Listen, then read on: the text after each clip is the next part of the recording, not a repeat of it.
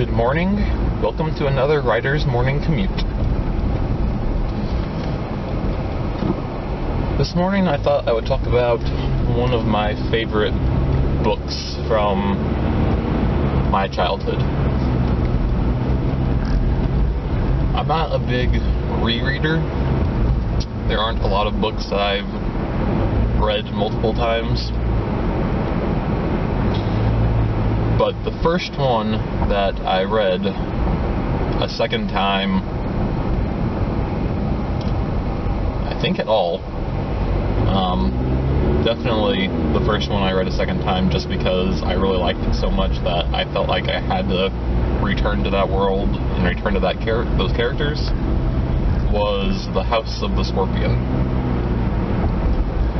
In 6th grade, our school librarian did this thing where she would come to each of our classes and tell us about the new books that she got in, trying to get us excited to read. And one of the new books she got was called House of the Scorpion, and it was a cool enough title. It was okay. She started to explain what it was about, and she started out by saying that she wasn't sure if she was going to put it on the shelves or not, which, of course, to us 6th graders instantly got us intrigued. Then she started talking about how there was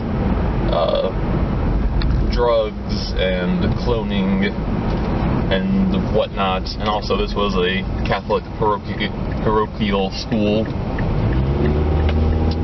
and there's at least one scene where there's a Catholic priest who's not the nicest guy. So it was kind of understandable why she would be hesitant to put that out, but she ended up putting it out, and that day she started a wait list. And of course, me and my friends who also like to read were all, itching to be the first one to read this book. And we all put our names in, and she randomly drew for it. And I happened to be the first one who got to read our school's copy of this book. And I loved it. I loved it so much. And I ended up asking for it for Christmas, and I got it, and I reread it again. And then the next year, I was like, I need to reread that book. And it just became this yearly tradition that I would read that book once a year.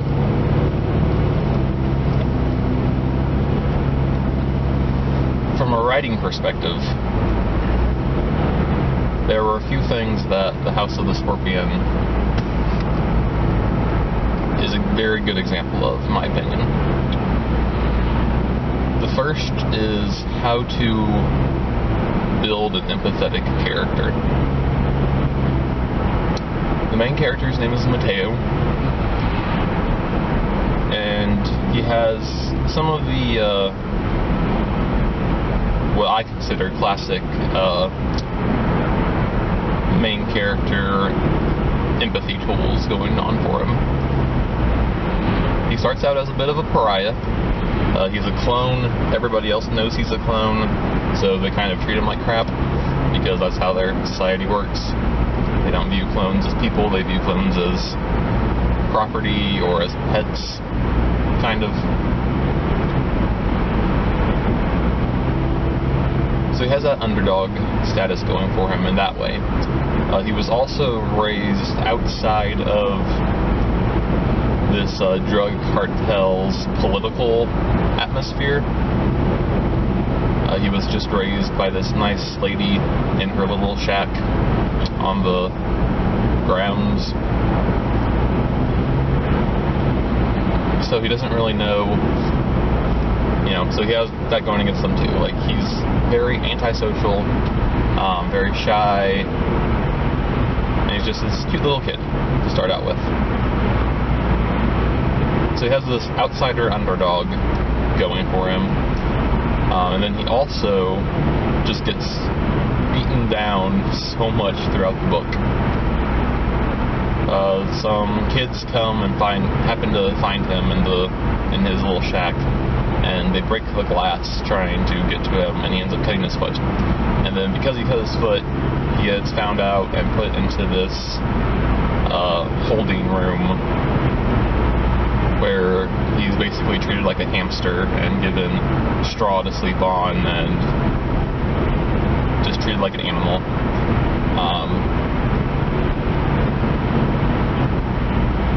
And then later, like, I don't know, it's one of those books where every time you think things might finally be going good, you realize that there's still a significant chunk of story left, and something bad happens. So we have this underdog going for him, and then he keeps trying to make his life better, but bad things keep happening to him. He keeps getting kicked. And then the last thing that really works well for him is that he is very intelligent. He's very skilled. He doesn't start the book off having a whole lot of talents, but once he eventually gets moved into the main mansion, he's given some tutors, and he learns how to play guitar, I think, and just generally, starts to blossom to a young man.